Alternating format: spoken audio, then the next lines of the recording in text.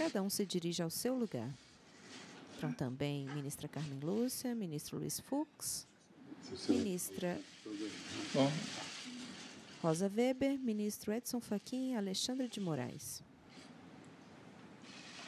Além do Procurador-Geral da República, Antônio Aras. Boa tarde a todos. Podemos nos sentar? Celso, viu, Celso? Declaro aberta essa sessão ordinária do Supremo Tribunal Federal e passo a palavra à senhora secretária, que fará a leitura da ata da sessão anterior. Ata da 40ª sessão extraordinária do plenário do Supremo Tribunal Federal, realizada em 23 de outubro de 2019. Está em pé à direita do ministro Dias Toffoli. Presentes à sessão os senhores ministros Marco Aurélio, Gilmar Mendes, Ricardo Lewandowski, Carmen Lúcia, Luiz Fux, Rosa Weber, Roberto Carmen Barroso, Lilian Edson Oliveira de Fachin, Souza, Alexandre de assessora-chefe Moraes. do plenário. Ausente, justificadamente, o senhor ministro Celso de Mello. Procurador-Geral da República, doutor Antônio Augusto Brandão de Aras. Abriu-se a sessão às 9h49, sendo lida e aprovada a ata da sessão anterior. Pergunto se há alguma observação a ser feita. Não havendo, declaro a ata aprovada. Senhor presidente, pela ordem. Pois não, senhor ministro Celso. Apenas para um registro. Eu desejo registrar, senhor presidente, a passagem na data de hoje, dia 23 de outubro de 2019, do 10º aniversário da investidura de Vossa Excelência como ministro do Supremo Tribunal Federal. Ministro Celso de Mello.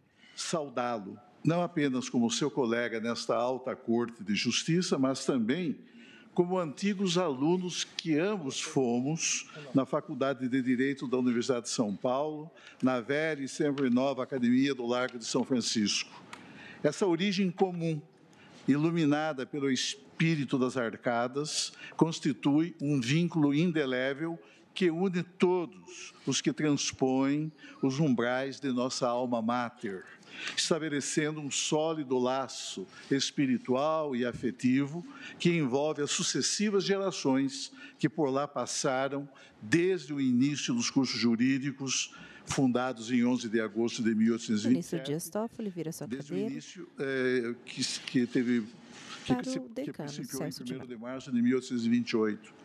Quero registrar o itinerário percorrido por Vossa Excelência, que o conduziu da advocacia privada à advocacia de Estado, como advogado-geral da União, a que se seguiu o seu ingresso neste egrégio tribunal e, posteriormente, à presidência do egrégio Tribunal Superior Eleitoral, até atingir a culminância de tornar-se, após quase 9 anos de sua investidura neste tribunal, o presidente da Corte Suprema do Brasil, em razão de consensual escolha manifestada pelos membros integrantes deste egrégio plenário.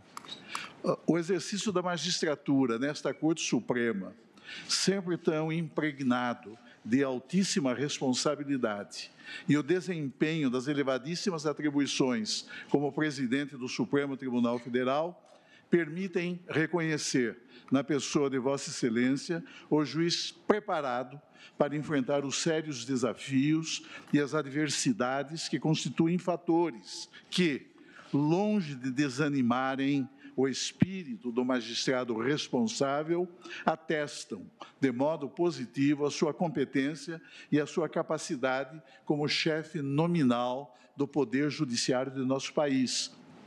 Não obstante os gravíssimos problemas nacionais com que o Supremo Tribunal Federal constantemente se depara ao longo de sua prática jurisdicional.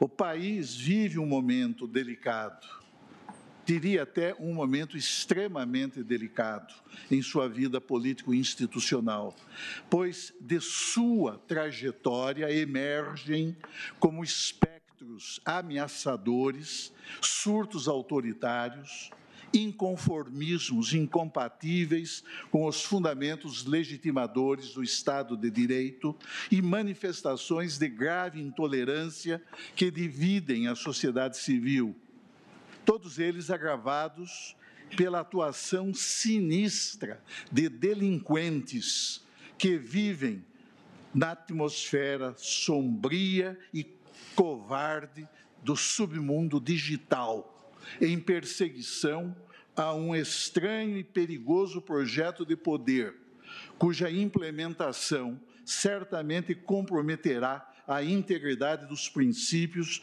que informam e sobre os quais se estrutura esta República democrática e laica, concebida sob o signo inspirador e luminoso da liberdade, da solidariedade, do pluralismo político, do convívio harmonioso entre as pessoas, da livre e ampla circulação de ideias e opiniões, do veto ao discurso de ódio, do repúdio a qualquer tratamento preconceituoso e discriminatório, do respeito indeclinável pelas diferenças e da observância incondicional aos direitos fundamentais de todos os que integram, sem qualquer distinção, a coletividade nacional.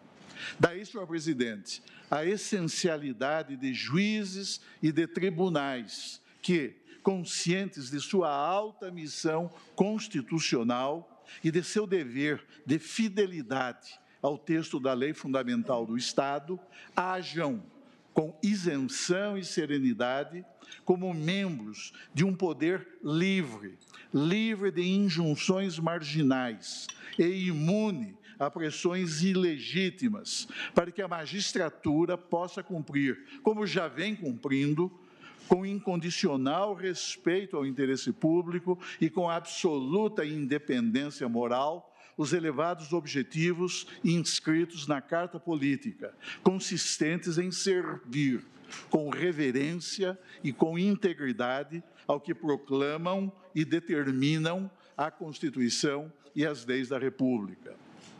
Enfim, senhor presidente, senhoras ministras e senhores ministros, neste singular momento em que o Brasil, situando-se entre o seu passado e o seu futuro, enfrenta gravíssimos desafios, parece-me essencial reafirmar aos cidadãos de nosso país que esta Corte Suprema, atenta à sua alta responsabilidade institucional, não transigirá nem renunciará ao desempenho isento e impessoal da jurisdição, fazendo sempre prevalecer os valores fundantes da ordem democrática e prestando incondicional reverência ao primado da Constituição, ao império das leis e à superioridade ético-jurídica das ideias que informam e que animam o espírito da República.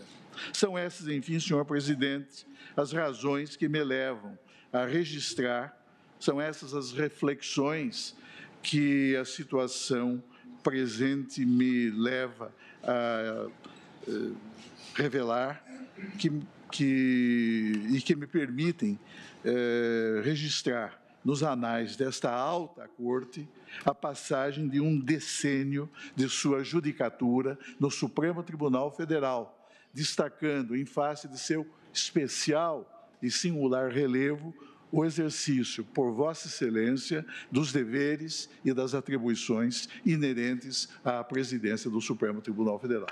Com esse registro, quero estender a Vossa Excelência os meus cumprimentos pela data de hoje. Agradeço, ministro Celso de Mello, de maneira muito emocionado. Ministro Dias Toffoli. O passar do tempo só se percebe ao passado. Parece que foi ontem. Foi ontem que eu era recebido exatamente por Vossa Excelência e pela ministra Carmen, para me conduzir aqui ao lado e fazer o juramento de cumprir e fazer cumprir a Constituição. Parece que foi ontem. E honra-me a manifestação de Vossa Excelência por tudo que Vossa Excelência significa para este tribunal, para o nosso país e para a história da nação brasileira. A maior autoridade nacional desse país, do ponto de vista da autoridade moral, que é Vossa Excelência. Também gostaria de público registrar algo que eu já disse ao ministro Celso. Quando para cá me mudei, em 1995, lá se vão um tempo, parece que foi ontem, 24 para 25 anos, quase um jubileu de prata. Uma geração. eu, senhoras e senhores advogados, naquela época advogado era, pedi para levar um memorial ao gabinete do ministro Celso. Lá, entregando o memorial à assessoria, espere aí que eu vou levar ao ministro Celso esse memorial. Doutor Aras volta à assessora e diz, o ministro quer falar com o senhor. E aí fui ser recebido pelo ministro Celso. Naquele momento eu decidi, eu vou me mudar de São Paulo para Brasília.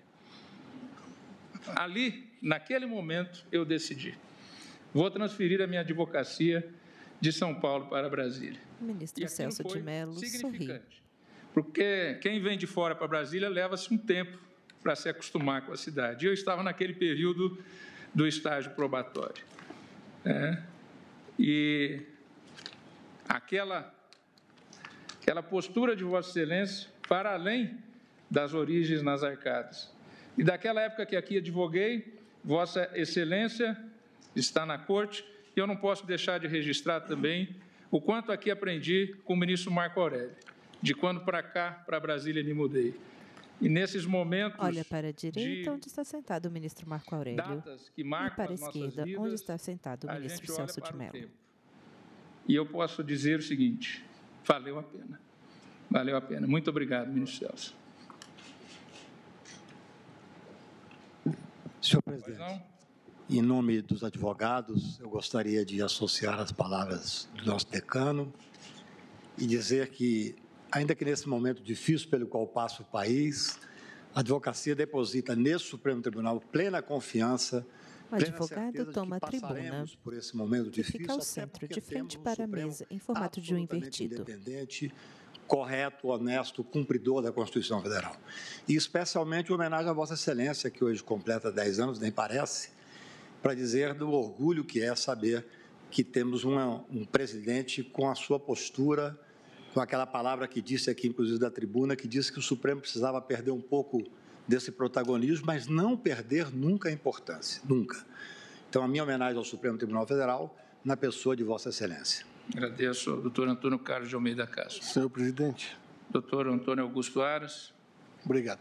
Senhor presidente, eu me associo integralmente... Quem fala é o Procurador-Geral da República, Antônio Aras, sentado à esquerda do presidente Dias Toffoli.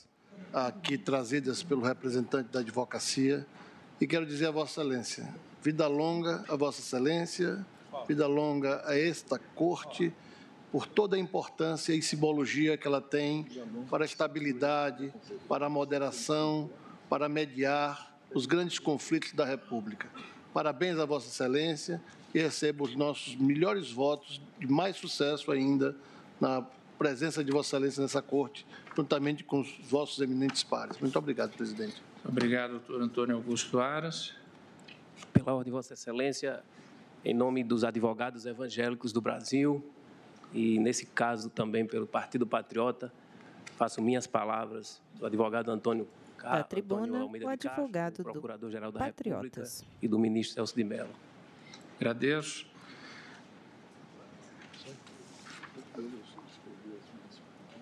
Dando continuidade à sessão, informo a Vossas Excelências que estão presentes neste plenário alunos das seguintes instituições de ensino: Universidade do Contestado Canoinhas, Estado de Santa Catarina; Universidade Alto Vale do Rio do Peixe, Caçador, também Estado de Santa Catarina; Faculdade Araguaia de Goiânia, Estado de Goiás; Centro Universitário Geral de Biase, de Volta Redonda, Imagem Estado do Rio de aproximada Janeiro. de pessoas Sejam na todos muito plateia. bem-vindos.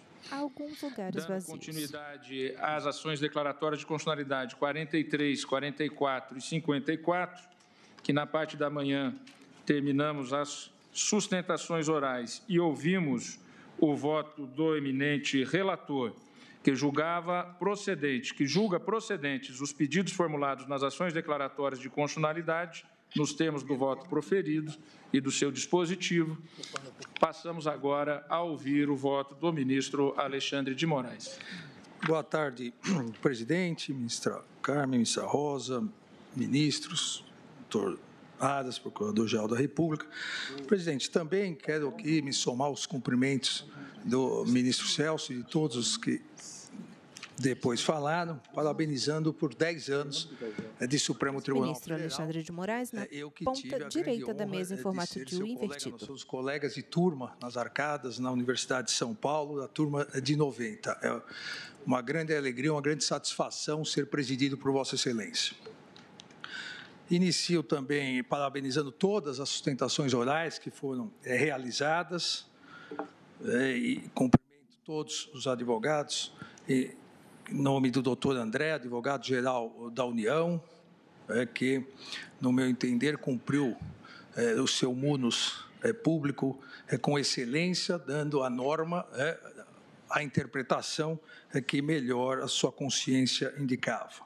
Cumprimento também a primeira sustentação oral como Procurador-Geral da República, realizada pelo doutor Aras.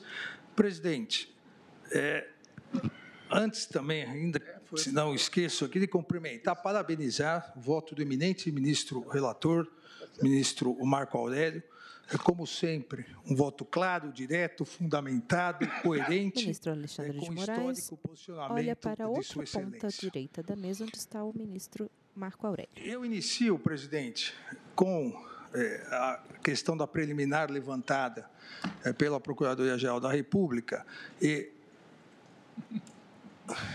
que foi... Vai ter que adiar, presidente. STF discute possibilidade de prisão somente depois de esgotados todos os recursos. Continuaremos com o brilho de Vossa Excelência. Tá certo. Em relação a... Interveio o ministro Lewandowski. Que foi também colocada pelo ministro Luiz Fux, há, obviamente, no direito à common law tradicional, antiga vinculação do judiciário aos precedentes, que deriva, nós sabemos, do sistema inglês, que não permitia, até 1966, não permitia que a sua mais alta corte, a Câmara dos Lordes Juízes, pudesse alterar um precedente. Julgamento conjunto, ADCs 43, 44 e 54. Quem vota é o ministro Alexandre de Moraes. Das mais altas cortes de cada um dos países. Mesmo na tradicional Inglaterra e na tradicional Câmara dos Lordes Juízes, um ato do Parlamento de 1966 passou a permitir, a partir de um caso importantíssimo, passou a permitir essa alteração, essa verificação dos precedentes, essa adequação dos precedentes. Nem sempre evolução. É muito interessante, presidente, toda vez que se altera a jurisprudência, se fala em evolução. Às vezes também há uma involução, mas há sempre, e é possível, uma alteração. Obviamente, de forma excepcional, de forma rara, para que se proteja o ordenamento jurídico, se garanta a segurança jurídica. Na hipótese em questão, na presente hipótese, entendo que os mecanismos da nossa jurisdição constitucional, da jurisdição constitucional brasileira, de garantia dos precedentes, de garantia da segurança jurídica, não se aplicam aqui nessa hipótese. Há a previsão da impossibilidade de um novo julgamento, uma nova ação direta ou uma nova DPF em relação à mesma lei, exatamente para se evitar esse vai e vem. Como há a impossibilidade de ações rescisórias dos julgamentos de controle concentrado. Na presente hipótese, não se trata nem de um caso, nem do outro, como bem ressaltado pelo eminente ministro relator, ministro Marco Aurélio, a primeira vez que em sede de controle abstrato, sede de controle concentrado, o plenário do Supremo Tribunal Federal analisará essa questão. Entendo, portanto, que a questão trazida pela Procuradoria-Geral da República se confunde com o próprio mérito da ação, porque é possível um posicionamento de mérito que, mesmo entendendo que seria o caso de alterar o posicionamento, prefira o tribunal ou o próprio julgador prefira manter o precedente por segurança jurídica. Então, se confunde com o mérito. Há um exemplo recente já de uns 4, 5 anos, da Suprema Corte norte-americana, que mesmo tendo, naquele momento, uma maioria conservadora para alterar um dos mais famosos casos, Roe versus Wade, de 1973, na questão do aborto, a Suprema Corte, mesmo com essa nova maioria, décadas depois, entendeu que ainda não era o caso para se garantir a segurança jurídica. Ou seja, aqui, então, se confunde com o mérito. Entendo, portanto, que não deva prevalecer essa questão de ordem. Ainda, presidente, tenho importante salientar, em virtude da relevância desse julgamento, que, infelizmente, desinformações dolosas, radicalismo político, exacerbadas paixões ideológicas, acabaram gerando um absurdo, inédito e ofensivo grau de desrespeito, ofensas, inclusive ameaças ao Supremo Tribunal Federal enquanto instituição e a cada um de seus membros, cada um de seus ministros, inclusive de seus familiares. Muito acima das necessárias e salutares manifestações que são imprescindíveis em uma democracia. Houve um transbordamento dessa situação do radicalismo salientado inicialmente na fala, inclusive, do nosso decano, o ministro Celso de Mello.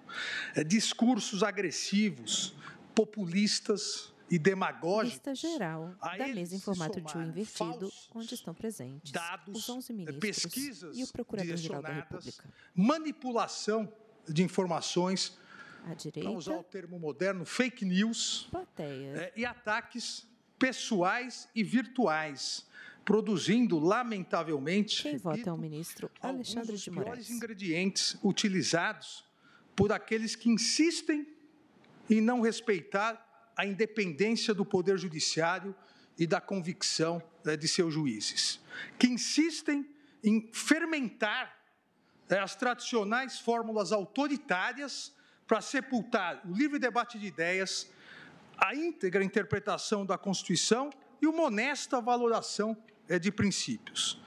Chegamos, senhor presidente, a tal grau de intolerância que aqueles que não concordam com determinadas opiniões, por mais fundamentadas que tenham sido suas manifestações, não só definem essas opiniões como absolutamente erradas, mas também rotulam seus emissores. O STF discute possibilidade de prisão somente depois de esgotados os recursos. Quando não de corruptos, incentivando, principalmente pela via virtual, pela rede, que essas pessoas, tão somente por defenderem posições contrárias àquelas, possam ser ofendidos e agredidos psíquica e fisicamente. Não é essa a democracia que queremos. Não é esse o Estado democrático de direito que todos nós, brasileiros, cada um no exercício das suas funções públicas ou privadas, pretendem fortalecer e deixar como herança institucional aos nossos filhos e netos.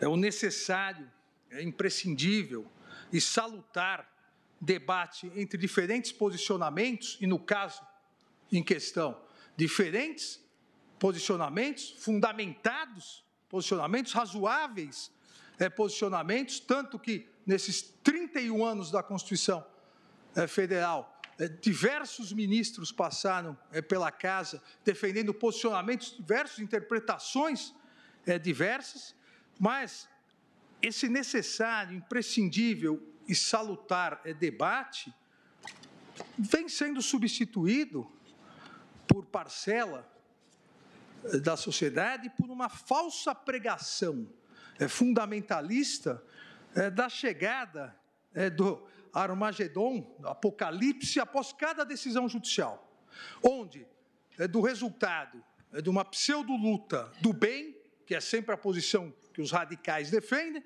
contra o mal, que é sempre a posição contrária, de cada decisão judicial dependeria o sucesso ou a ruína da nação. Só esse ano, nós aqui no Supremo Tribunal Federal já julgamos questões importantes e toda vez alguma coisa iria acabar, o mundo iria acabar. Como diz no Armagedon na Bíblia, nas Revelações 16, chuva de enxofre, terremotos iriam ocorrer. Me assustei no início porque começou, né? Eu até ia cortar essa parte, mas agora que estabilizou a eletricidade, nós vamos Ministro continuar. Alexandre de Moraes Essa sorri. época de retorno das chuvas em Brasília, é comum ocorrer isso Ministro Dias em Toffoli. razão do período longo de seca e as questões que a física explica. Mas então, não é por conta desse julgamento. Mas nunca se sabe, presidente, nunca se sabe. Então, Retoma o ministro Alexandre de Moraes. Esse momento em que aqueles que não concordam conosco sempre estariam de má fé, não raras vezes sendo acusados de incentivadores, se não verdadeiros cúmplices da corrupção e da criminalidade. Lamentavelmente, grande parcela da população passou a ser desinformada, bombardeada incessantemente com repetidos falsos mantras. Os mais famosos deles, direitos humanos atrapalham o combate à criminalidade. Isso vai se repetindo. O respeito ao devido processo legal, contraditório e ampla defesa impede a luta contra a corrupção. Isso vai se repetindo. O Supremo Tribunal Federal precisa ouvir o clamor das ruas. E qual é o clamor das ruas? É o que o interlocutor quer, é a posição dele. Isso se repete. Os juízes precisam decidir de acordo com a vontade da maioria. Isso vai se repetindo, demonstrando um desrespeito à própria população em desinformá-la. Um desrespeito ao básico do Estado de Direito. Nesses momentos radicalizados, e diria eu, não poucas vezes insanos, não podemos nos esquecer das sábias palavras do grande primeiro-ministro inglês, Winston Churchill, em sua clássica obra Memórias da Segunda Guerra, que o único caminho sensato consiste em agir, dia após dia, de acordo com o que a própria consciência parece ditar. Não há possibilidade de omissão perante a negativa ou afastamento de uma das grandes conquistas da sociedade, que é o Estado constitucional, que vem sendo bombardeado por falsas informações. O verdadeiro Estado constitucional consagra a democracia baseada na soberania popular, mas consagra também o Estado de Direito, fundado no respeito às leis e na independência do poder judiciário. Não há Estado constitucional, não há Estado democrático de direito sem independência do poder judiciário. A força STF discute possibilidade de prisão somente depois de esgotados todos os recursos. No mundo todo, é a força da democracia, a força do respeito às leis, a força contra o ataque do autoritarismo. É disso que deriva a legitimidade da jurisdição constitucional. É disso, do Estado constitucional, da defesa intransigente ao Estado de Direito, que deriva a legitimidade desse Supremo Tribunal Federal. E não do clamor, do suposto clamor das ruas, a fomentar um perigoso e destrutivo populismo judicial. Baseado esse perigoso e destrutivo populismo judicial em agradar sempre grupos de pressão majoritariamente barulhentos ou setores midiáticos e ideologicamente engajados. Nem sempre é possível ou conveniente ou correto agradar a todos. E não é esse o compromisso constitucional do Supremo Tribunal Federal. Populismo judicial é incompatível com o exercício da judicatura, pois nem sempre é fácil, e aqui também uma frase histórica, nem sempre, sempre é fácil se posicionar no meio da multidão, mas é preciso coragem para se posicionar sozinho às vezes. Aqui já advertia Mahatma Gandhi. Prestar contas à sociedade, prestar contas ao povo brasileiro é obrigação do Supremo Tribunal Federal, é obrigação de todo o Poder Judiciário. Mas isso não se faz covardemente, apenas alinhando-se automaticamente, como alguns querem, à posição mais cômoda, fácil e populista, simplesmente para evitar incômodos ou críticas. A obrigação de prestação de contas será cumprida com a rigorosa observação do nosso papel constitucional e do papel constitucional de todo o Poder Judiciário, atuando como vem fazendo o Supremo Tribunal Federal, com seriedade, imparcialidade e transparência.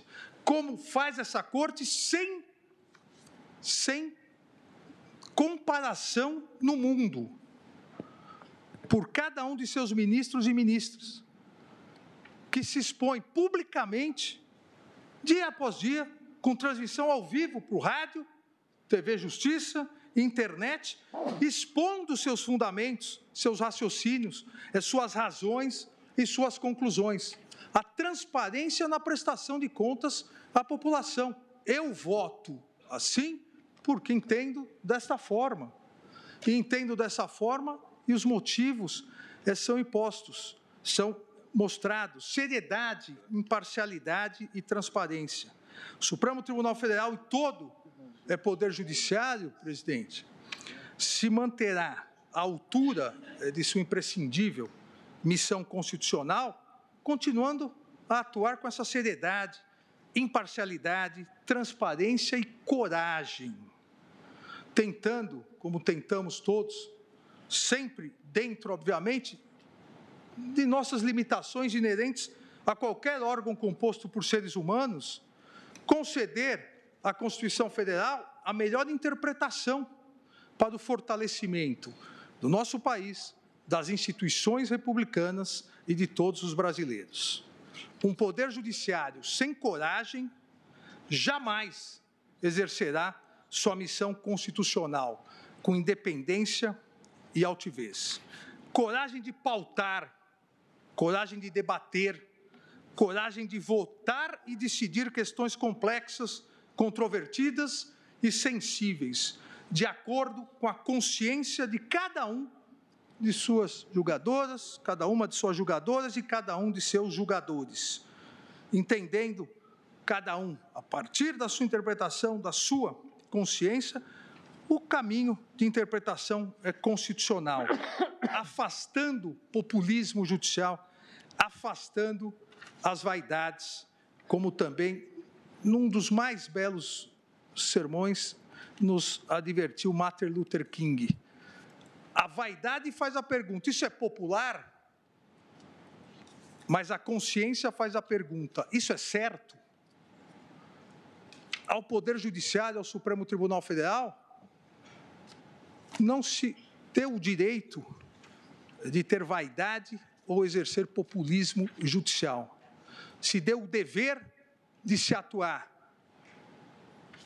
com a sua consciência e se perguntando, isso é certo? E, a partir disso, movendo seu raciocínio e seu julgamento. Com esse espírito e com sincero e absoluto respeito a todas as posições diversas, todas aqui nesse plenário, sempre expostas, insisto, de maneira transparente e fundamentada, baseadas no entendimento independente de cada um dos ministros, de cada uma das ministras, com base somente na interpretação constitucional e na própria consciência. Com esse espírito, senhor presidente, é que voto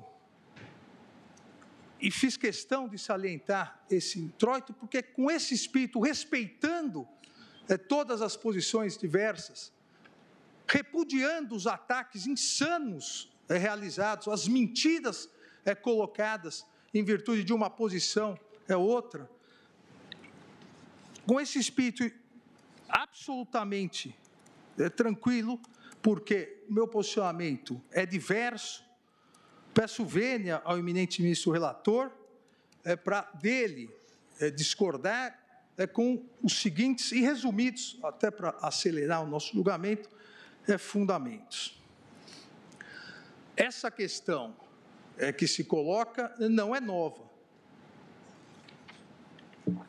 Essa questão que se coloca sobre a possibilidade ou não da execução da decisão penal condenatória a partir da decisão de segunda instância, ela já se iniciou com a nova Constituição, uma vez que a terminologia utilizada no texto constitucional foi diferente.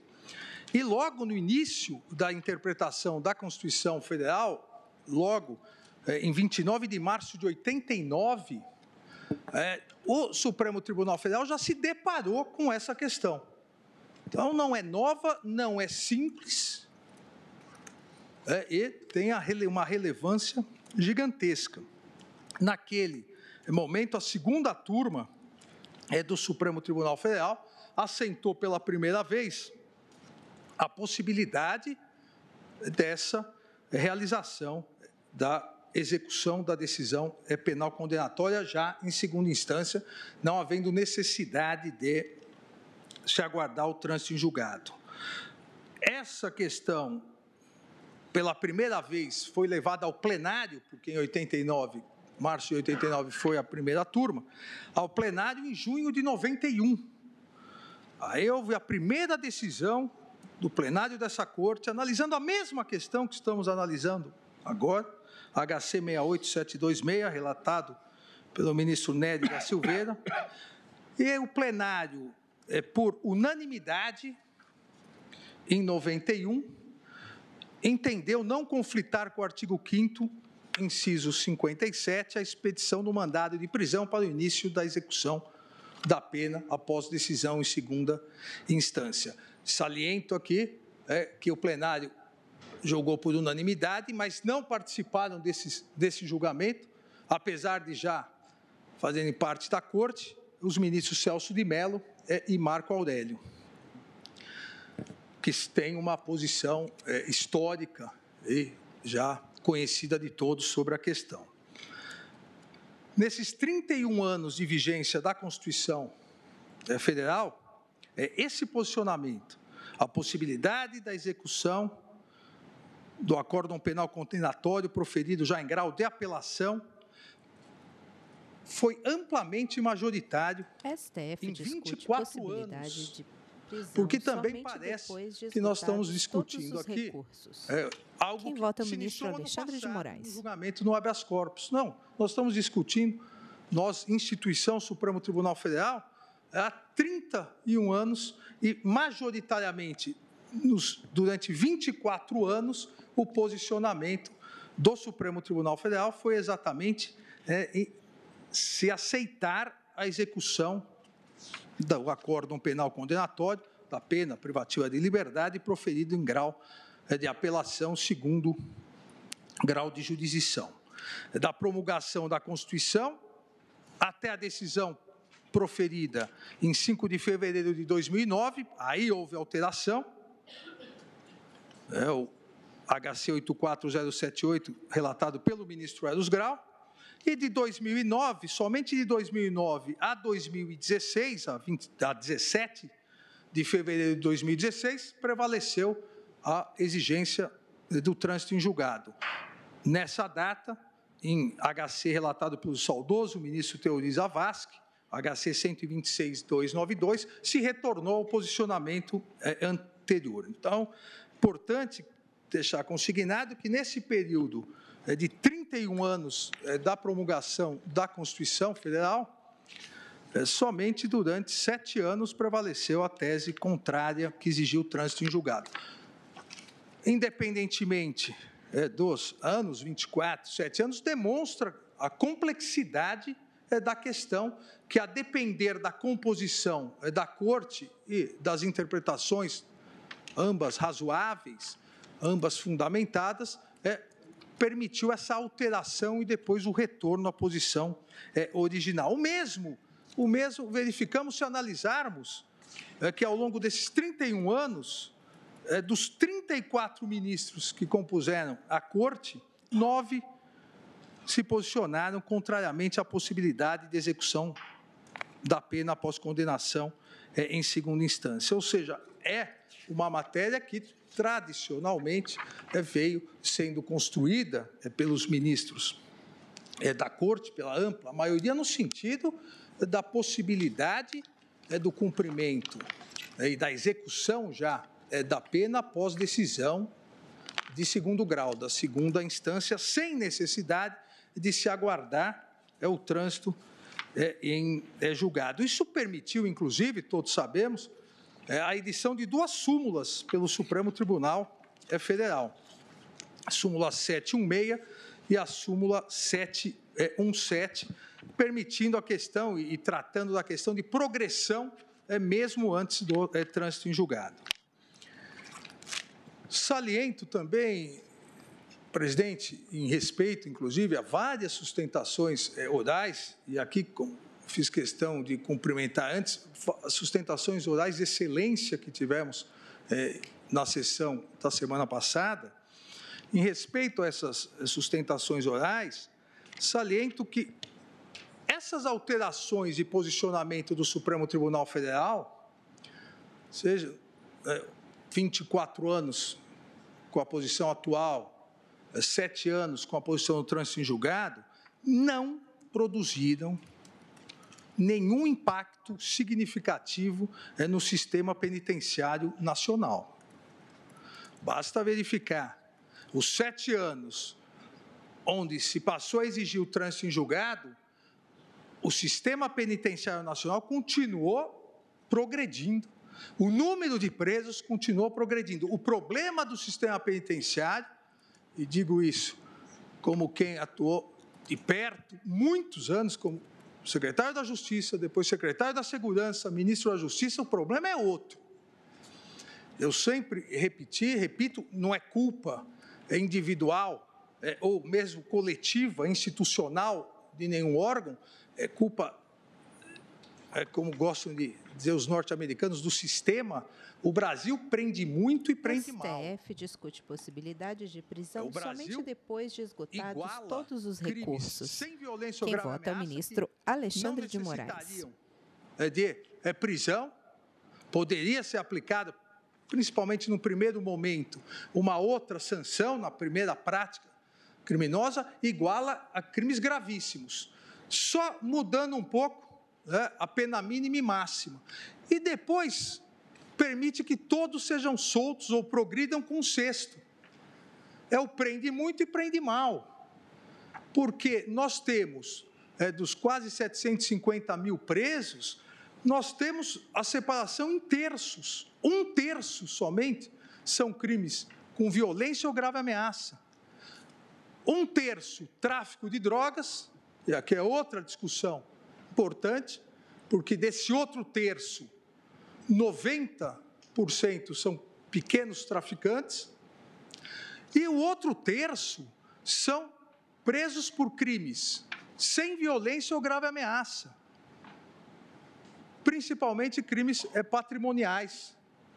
Nós, e falo aqui, nós todos como brasileiros, e eu repetia isso muito quando na Secretaria de Segurança Pública, nós somos responsáveis por entregar ao crime organizado soldados, porque nós passamos, principalmente 1 década e meia, 2 décadas para cá, a encarcerar crimes sem violência ou grave ameaça de uma maneira tão grande, que essas pessoas acabaram sendo, entre aspas, adotadas pela criminalidade organizada violenta. Agora, esse diagnóstico não tem relação com a questão da possibilidade ou não de prisão após a decisão de segunda instância. Nós temos aqui que tratar as coisas exatamente como elas são. Tem, sim, relação com manutenção de prisões em flagrante, que são convertidas em prisões preventivas, para crimes que, eventualmente, não haveria necessidade, sem violência ou grave ameaça, mas não tem relação com a discussão trânsito em julgado ou possibilidade de execução após o segundo grau. Basta ver e analisar ano a ano. Basta analisar ano a ano desde 1988 a progressão de presos, progressão geométrica, o crescimento geométrico de presos no nosso sistema penitenciário, mesmo nesses 7 anos onde vigorou o entendimento sobre a necessidade do trânsito em julgado. A interpretação constitucional, obviamente, não se deve pautar e não se pauta por estatísticas, mas é importante colocar que esse argumento não altera o sistema prisional.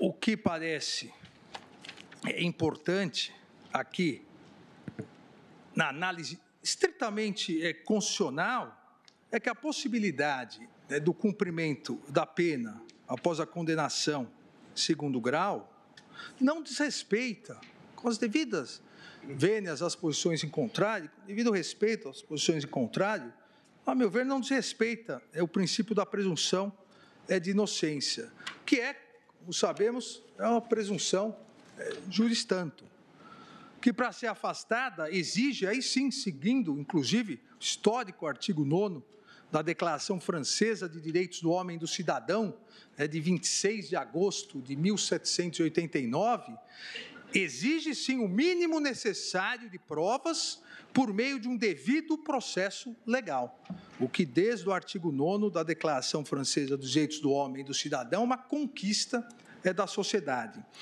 A presunção de inocência condiciona toda a condenação a uma atividade probatória produzida pela acusação. Quem alega deve provar, vedando taxativamente a condenação, inexistindo as necessárias provas ou havendo razoável dúvida, devendo o Estado comprovar a culpabilidade do indivíduo, que é, como sabemos, constitucionalmente presumido inocente, sob pena, aí sim, de voltarmos ao total arbítrio. Esse é um dos princípios basilares, o princípio da presunção de inocência, um dos princípios basilares do Estado de Direito, como garantia processual penal. Limita a atividade legislativa, é critério condicionador das interpretações das normas vigentes, é critério de tratamento extraprocessual em todos os aspectos e insiste na obrigatoriedade do ônus da prova ser sempre do acusador. A condicionante constitucional ao trânsito em julgado, e é a diferença existente nos demais ordenamentos jurídicos, a expressa previsão no artigo 5º, 57, ninguém será considerado culpado até o trânsito em julgado de sentença penal condenatória. A condicionante constitucional ao trânsito em julgado exige análise de sua razão de existência, finalidade e extensão, para que seja possível, no exercício da interpretação constitucional, realizar a delimitação do âmbito normativo do inciso 57 do artigo 5º, em face dos demais princípios constitucionais penais e processuais penais, em especial os da efetividade da tutela judicial, do juízo natural, do devido processo legal, ampla defesa e contraditório. A interligação e complementariedade entre todos esses princípios no exercício da persecução penal são íncitas ao Estado democrático de direito, uma vez que, somente por meio de uma sequência de atos processuais realizados perante a autoridade judicial competente, poder-se-á obter provas lícitas produzidas em juízo, com a integral participação e controle da defesa pessoal e técnica do acusado, a fim de obter-se uma decisão condenatória, escrita e fundamentada, que vai por sua vez, afastar a presunção constitucional de inocência. A interpretação constitucional deverá superar aparentes contradições entre os citados princípios por meio da adequação proporcional do âmbito de alcance de cada um deles, de maneira harmônica e que prestigie o que eu denomino do esquema organizatório funcional constitucionalmente estabelecido pelo legislador para fins de persecução penal e atividade do Estado. É essa a missão do Supremo Tribunal Federal, incompatibilizar o texto constitucional a partir da interdependência, complementaridade desses princípios. A eficácia do princípio do juiz natural, e aqui é importante porque o juízo natural para análise plena, para cognição ampla, para análise de provas, o juízo natural é opção primeira e segunda instâncias. A Constituição escalonou dessa forma, e um grande avanço em relação à Constituição anterior, principalmente em relação à Justiça Federal, que não tinha uma verdadeira segunda instância, ao mesmo tempo, a segunda instância, Tribunal Federal de Recursos, foi um escalonamento em todos os ramos especializados, ou na justiça comum, em todos os ramos da justiça brasileira, de cognição plena, de conhecimento de toda a produção probatória, primeira e segunda instâncias. São essas instâncias que correspondem o juízo natural para análise da culpabilidade ou não do acusado. Entendo que não se pode afastar a tutela judicial efetiva, a efetividade da tutela judicial dada pelos juízos de primeira e segunda instância, que são juízos naturais da causa penal, de cognição plena, não se pode transformar esses tribunais, seja um Tribunal de Justiça, Tribunal Regional Federal, tribunais militares estaduais, onde existirem, em tribunais de mera passagem. Ou seja, se passa a decisão e se aguarda, porque é ele, o tribunal, o órgão colegiado, que vai analisar pela última vez, com cognição plena. STF discute possibilidade de prisão somente depois de esgotados todos os recursos. Quem vota é o ministro Alexandre de Moraes. Contraditório e da ampla defesa. Deve-se conceder julgamento conjunto das ADCs 43, 44 e 54. Produzida pelos órgãos que compõem a primeira e segunda instâncias, órgãos de jurisdição, órgãos que correspondem ao juízo natural. Respeitadas, portanto, essas exigências básicas do Estado de Direito, a presunção de inocência no tocante àqueles pontos que coloquei, análise de mérito da culpabilidade do acusado, qual o juízo natural que analisou, e o princípio da tutela judicial efetiva, há, a meu ver, constitucionalmente, a possibilidade de que as condenações criminais de mérito proferidas pelos tribunais de segundo grau sejam imediatamente executadas. Eventuais nulidades, eventuais questões constitucionais, questões de interpretação da lei federal, que são a exceção, senão o legislador constituinte teria possibilitado, seja o Superior Tribunal de Justiça, seja o Supremo Tribunal Federal, teria possibilitado a análise plena do mérito, a cognição plena. Eventuais exceções, aí sim haverá sempre a possibilidade não só da concessão de habeas corpus, mas também de tutelas cautelares para o recurso especial ou extraordinário, que, ao meu ver, não se pode inverter a lógica do sistema. Inverter a lógica de maneira que os tribunais de segundo grau sejam simplesmente tribunais de passagem.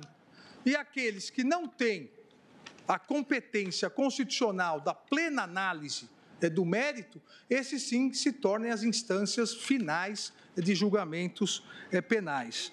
Ignorar essa possibilidade, ignorar a possibilidade da execução de decisão condenatória de segundo grau, escrita, fundamentada. A decisão de segundo grau é fundamentada. A decisão de segundo grau, condenatória, ela analisa de forma muito mais ampla a materialidade e a autoria do que aquela decisão lá atrás, de primeiro grau, que concedeu uma prisão temporária ou uma prisão preventiva. Está aqui a cumprir a exigência constitucional. A decisão é colegiada, do juízo natural, é escrita, é fundamentada, se reconheceu materialidade, se reconheceu autoria. Basta verificar, nós podemos pegar milhares de processos, basta comparar a decisão de uma eventual preventiva nesse processo e o acórdão condenatório. Qual é mais fundamentado? Está lá o último grau de jurisdição com cognição plena, com possibilidade de análise probatória integral, fundamentou o seu posicionamento.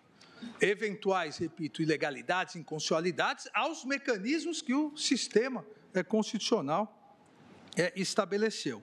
Ignorar, portanto, essa possibilidade de execução da decisão condenatória de segundo grau, escrita, fundamentada, que foi dada mediante a observância do devido processo legal, ampla defesa, contraditório, com absoluto respeito às exigências básicas decorrentes do princípio da presunção de inocência perante o juízo natural de mérito do Poder Judiciário, é enfraquecer o Poder Judiciário, as instâncias ordinárias do Poder Judiciário. O esquema organizatório funcional estabelecido pelo legislador constituinte no tocante à persecução penal estatal garante aos juízes e tribunais de segundo grau a competência para analisar o conjunto probatório e decidir o mérito das ações penais. Foi que o ministro Nery da Silveira, no primeiro HC julgado em março de 1989, chamou de juízo de consistência. Esse juízo de consistência, realizado pelo órgão colegiado juízo natural de segundo grau, afasta, no tocante à possibilidade de prisão, afasta a presunção de inocência, porque há uma decisão colegiada escrita, fundamentada, reconhecendo materialidade e autoria do delito. Autoriza, portanto, a meu ver, a execução da pena. Trata-se, e há, obviamente, isso foi levantado também da tribuna, apesar de ser um entendimento majoritário, eu diria massacrantemente majoritário dos ordenamentos jurídicos, o direito comparado, obviamente, e por isso estamos aqui novamente discutindo essa questão, a previsão constitucional brasileira vem em outros termos e por isso que deve ser haver essa complementariedade, essa interdependência interpretativa dos vários princípios. Mas não há nenhuma exigência normativa a proibir, seja essa interpretação, seja a possibilidade de prisão, da prisão após a decisão em segunda instância, seja na Convenção Americana de Direitos Humanos, o Pacto de São José da Costa Rica, seja na Convenção Europeia dos Direitos do Homem, nenhuma delas condiciona o cumprimento da pena ao trânsito em julgado. Ambas, respectivamente, no artigo 8.2 e no 6.2, exigem que a culpabilidade do acusado tenha sido comprovada pelos tribunais competentes, respeitados os demais princípios. Vários casos, cito no voto, vários casos julgados pela Corte Interamericana de Direitos Humanos, Herrera Ulloa versus Costa Rica, em 2004, Ricardo Canese versus Paraguai, também em 2004, Rosendo Cantu e outros versus México, 2011, e o mais recente, 2012, Mohamed versus Argentina, em que a Corte Interamericana de Direitos Humanos reforçou que não há ferimento ao Pacto de São José da Costa Rica pela prisão, o início do cumprimento da pena após decisão do órgão colegiado, juízo natural, após absoluto respeito ao devido processo legal, ampla defesa e contraditório. Dessa forma, senhor presidente, as exigências decorrentes da previsão constitucional do princípio da presunção de inocência não são, a meu ver, desrespeitadas mediante a possibilidade da execução da pena privativa de liberdade logo após a decisão condenatória de segundo grau, desde que, obviamente, a decisão condenatória de segundo grau tenha observado todos os princípios constitucionais interligados, ou seja, quando o juízo de culpabilidade do acusado tiver sido firmado com absoluta independência pelo juízo natural, a partir da valoração de provas obtidas mediante o devido processo legal, contraditório e ampla defesa. Em dupla instância ou, no caso de foro por prerrogativa, na instância colegiada, se exige a colegialidade da instância, decisão devidamente motivada, escrita, fundamentada, motivada de segundo grau, com o consequente esgotamento legal da possibilidade recursal de cognição plena e da análise fática, probatória e jurídica integral, em respeito ao princípio da tutela penal efetiva. Por essas razões, senhor presidente, pedindo novamente todas as vênias ao eminente ministro Marco Aurélio, entendo que há possibilidade de execução do acórdão penal condenatório proferido em grau recursal, ainda que sujeito a recurso especial ou extraordinário, que não tem efeito suspensivo, que essa possibilidade não compromete o princípio constitucional da presunção de inocência, afirmado pelo artigo 5º, inciso 57 da Constituição Federal. E dou procedência parcial às ADCs 43, 44 e 54, no sentido de conceder interpretação conforme a Constituição ao artigo 283, de maneira a se admitir como constitucional o início da execução da pena após decisão condenatória em segundo grau de jurisdição. É o voto, presidente. Agradeço ao ministro Alexandre de Moraes, que abre divergência no sentido de julgar parcialmente procedente para dar interpretação conforme e admitir a execução após decisão em segunda instância colegiada. Eu informo a Vossas Excelências que houve queda de energia em toda a esplanada naquele momento e que aquele piscar das luzes foi exatamente a imediata entrada em ação do gerador.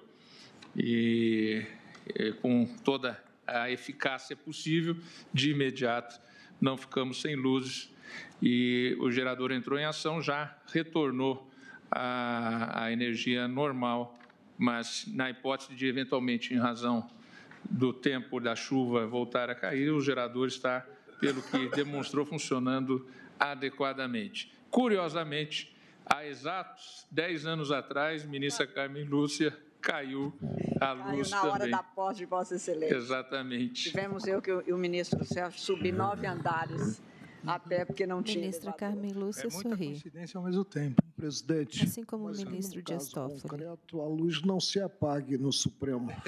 Nunca, essa Suprema Corte Piscou, mas não se apaga. A luz não se apaga. Veja que há 10 anos atrás não se apagou e também na data de hoje também não. Embora, eventualmente, não dá para cobrir todos os locais. Naquela oportunidade, realmente os elevadores ficaram... Mas a posse de Vossa Excelência foi muito quente, realmente. Uma posse quente. Exatamente. Ministra Carmen Lúcia. O ministro Luiz Edson Fachin, agora para o seu voto, por favor. Senhor presidente, eminentes pares. Ministro Edson Fachin está sentado na ponta esquerda da mesa em formato de U invertido. Me permito fazer minhas as palavras dirigidas a Vossa Excelência pelo eminente ministro decano, ministro Celso de Mello. O decano fala pelo colegiado e, nada obstante, me permito apenas sublinhar enfaticamente os cumprimentos e os respeitos traduzidos pelo nosso eminente ministro Celso de Mello a Vossa Excelência. Saúdo o relatório e voto sempre acutíssimo que traz à colação o eminente ministro Marco Aurélio, propondo o julgamento procedente das ações diretas de constitucionalidade 43, 44 e 54. Saúdo também o eminente ministro Alexandre de Moraes, que vem de votar e abrir a divergência, bem como me permite saudar as sustentações orais, tanto do ilustre Procurador-Geral da República, quanto dos advogados que assomaram à tribuna e trouxeram importantes contribuições ao desate jurídico desta matéria relevante. Saúdo a todos, me permito fazê-lo, na pessoa do senhor Celso Antônio Bandeira de Mello, que nos honra com a sua presença. Senhor presidente, vou apresentar a síntese do voto que irei juntar ao feito. Vota o ministro Edson Fachin. E trago um voto comum para as 3 ações diretas de constitucionalidade, as quais, como se sabem, têm como objeto o exame, quer do inciso 57 do artigo 5º da Constituição, quer da leitura que se deva fazer do artigo 283 do Código de Processo Penal, segundo o qual, nunca é demais repetir, ninguém poderá ser preso senão em flagrante delito ou por ordem escrita e fundamentada da autoridade judiciária competente, em decorrência de sentença condenatória transitada em julgado ou no curso da investigação ou do processo, em virtude de prisão temporária ou prisão preventiva.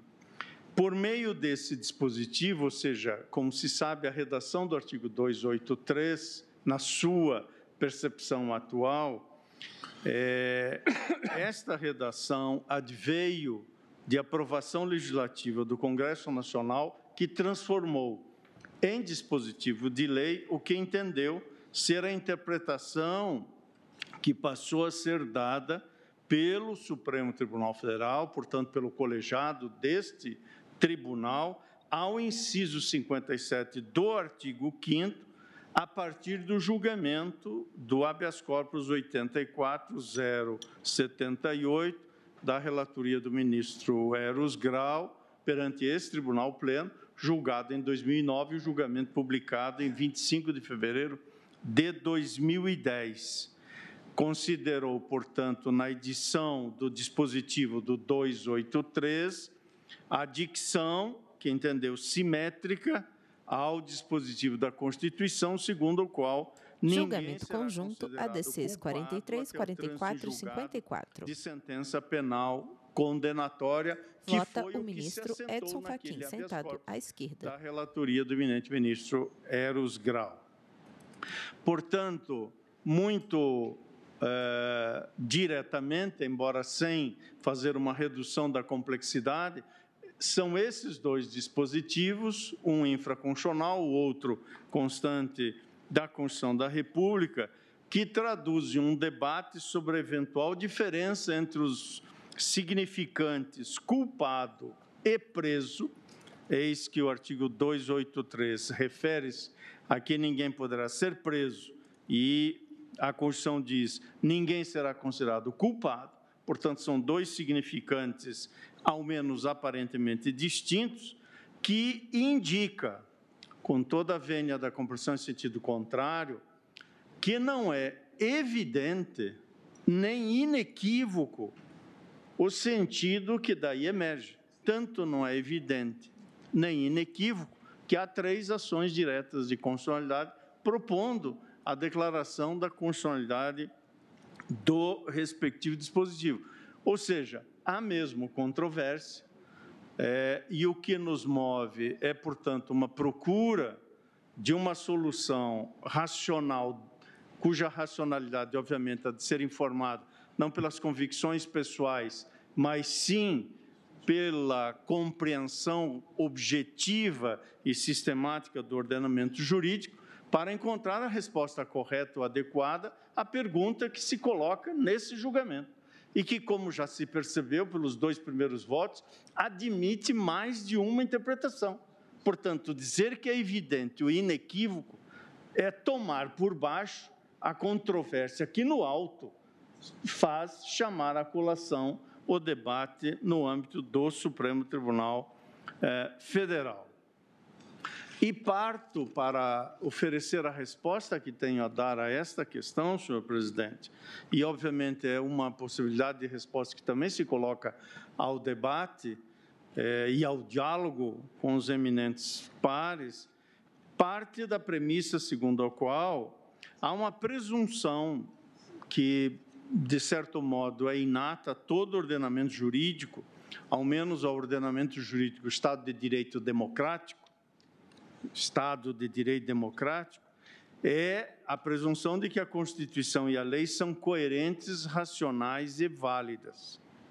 Portanto, ante o limitado efeito devolutivo, cabe indagar se a atribuição do efeito suspensivo automático aos recursos especial e extraordinário funciona de modo coerente ou funciona contra esta lógica que deriva da presunção de coerência do ordenamento jurídico.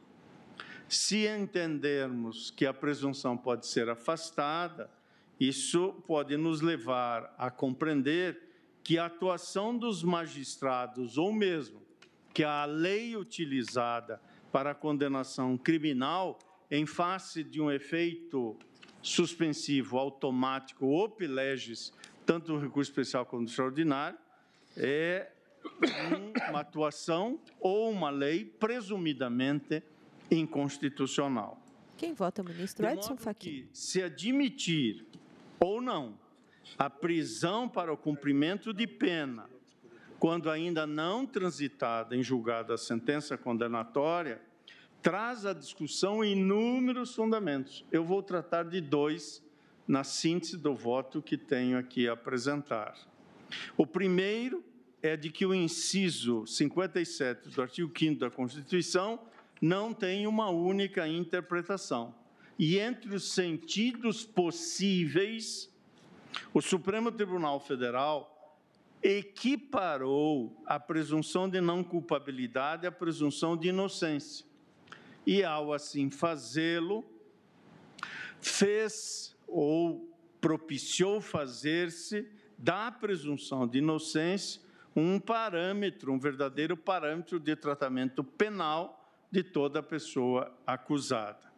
Essa expansão de significado hermenêutico vou examinar como um dos primeiros fundamentos desse voto. O segundo fundamento é de que essa expansão dada pela hermenêutica do Supremo Tribunal Federal ao inciso 57, precisa ser confrontada com aquele juízo de coerência do ordenamento jurídico. Em outras palavras, saber se atribuir efeito suspensivo automático aos recursos que impugnam vigência e constitucionalidade da lei penal é possível dentro da exigência, do pressuposto de coerência e racionalidade do sistema jurídico.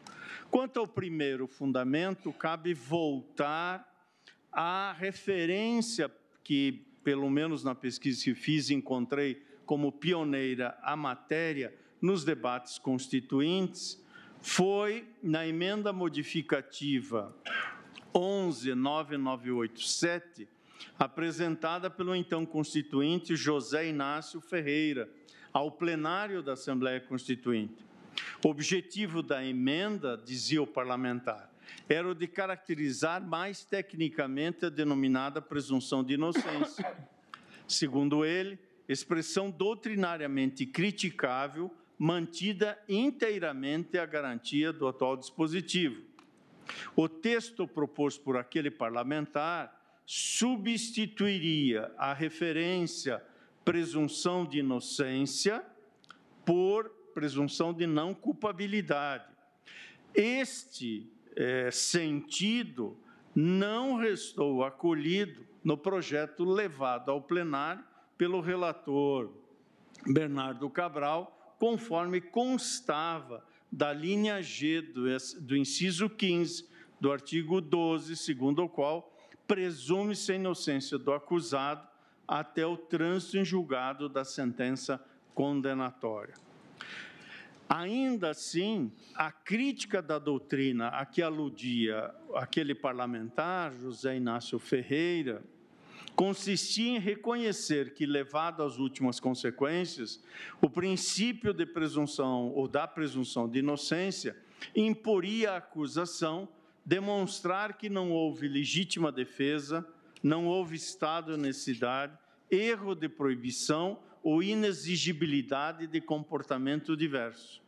É o que indicava nessa crítica doutrinária, por exemplo, à época, Hélio Tornaghi, na leitura que fazia das lições de Mortara, para justificar a operação pelo termo culpado, colpevole, como está na obra que Tornaghi cita de Bruno Franchi sobre o novo Código de Processo Penal italiano. Dizia Hélio Tornaghi: o verdadeiro conceito que se deve aceitar e defender é este: ninguém pode ser tido por culpado enquanto não for condenado por sentença irrevogável. Por essa razão, o acusado, durante o processo, deve gozar de todas as garantias de liberdade plena e completa defesa. Não deve ser oprimido, não deve ser submetido a vexames, torturado, submetido a tormentos morais para se lhe extorquir a confissão. Não deve ser impedido de fazer valer todas as provas necessárias a fim de demonstrar a insubsistência das acusações que lhe são feitas. Essas lhe devem ser manifestadas com exatidão e solicitude. Da mesma vota forma, o ministro deve reconhecer Edson as Fachin. provas em seu desfavor. Também sua liberdade pessoal deve ser limitada ao mínimo possível, ou seja, apenas na medida estritamente necessária, para que a justiça não seja defraudada em seus legítimos intentos e jamais com a finalidade ou com o efeito de impedir o acusado de provar, se puder, a própria inocência.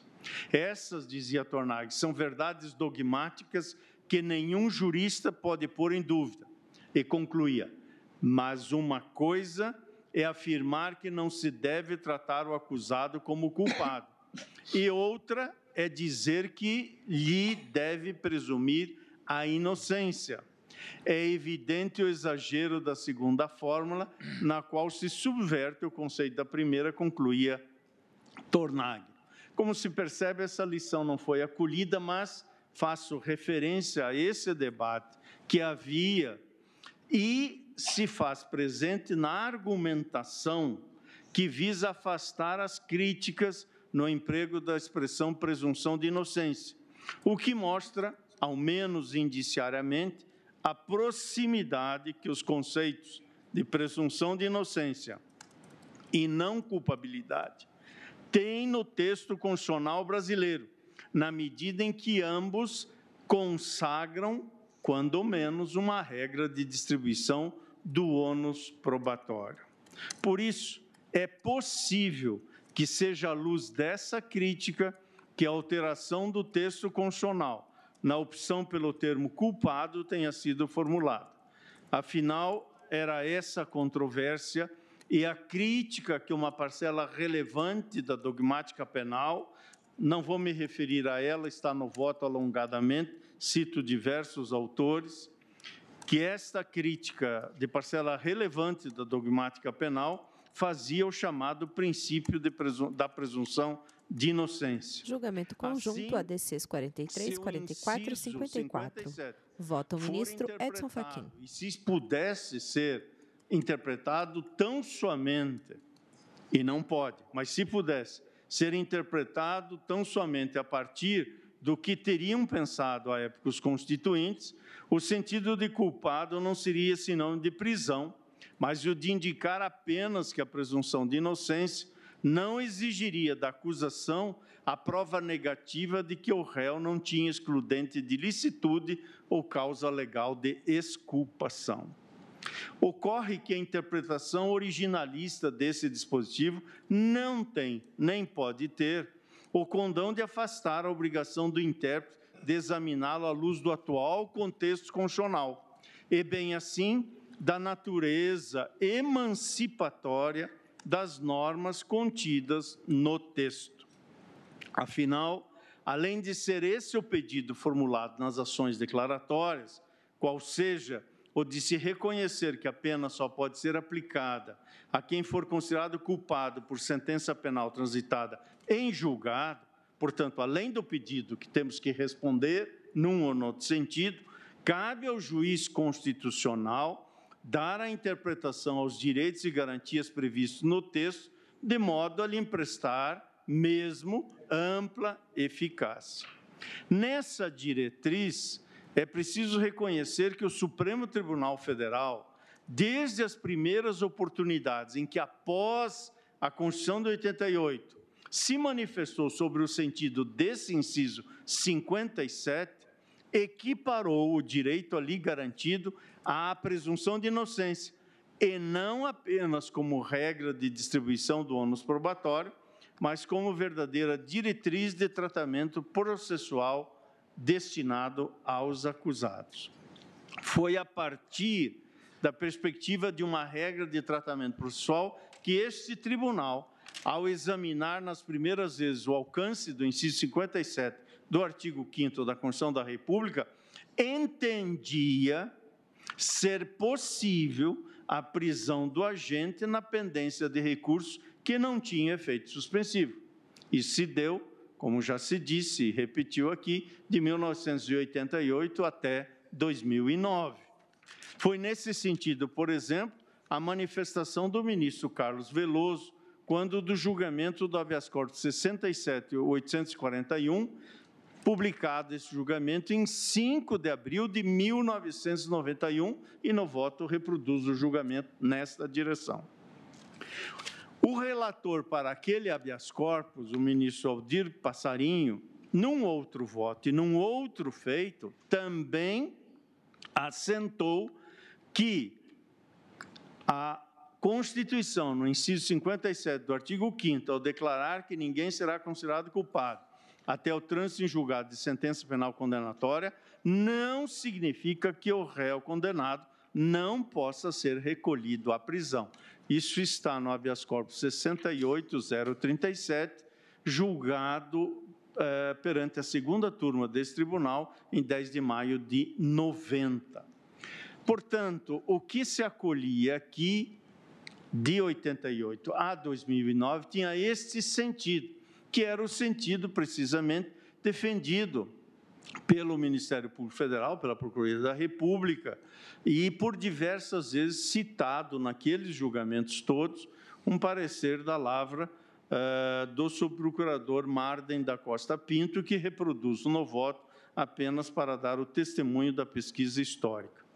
Seguindo esta ordem de ideias, chegamos a um julgamento relevante e a um voto do eminente ministro Celso de Mello.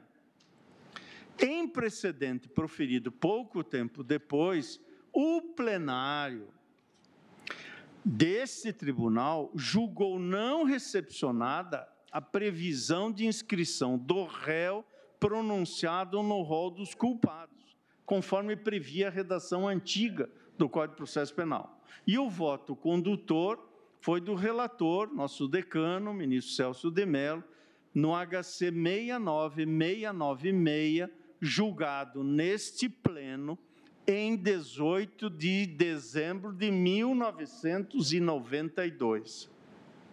Pela relevância histórica que representa nesse caminhar, me permito citar trecho do voto de Sua Excelência, o nosso decano.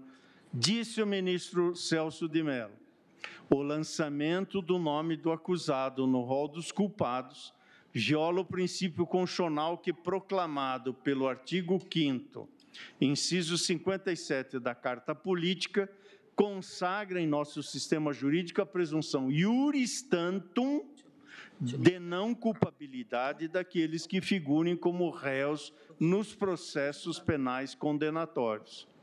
A norma inscrita no parágrafo 1º do artigo 408 do Código de Processo Penal, que autoriza o juiz, quando da prolação da sentença de pronúncia, a ordenar o lançamento do nome do réu no rol dos culpados, está derrogada em face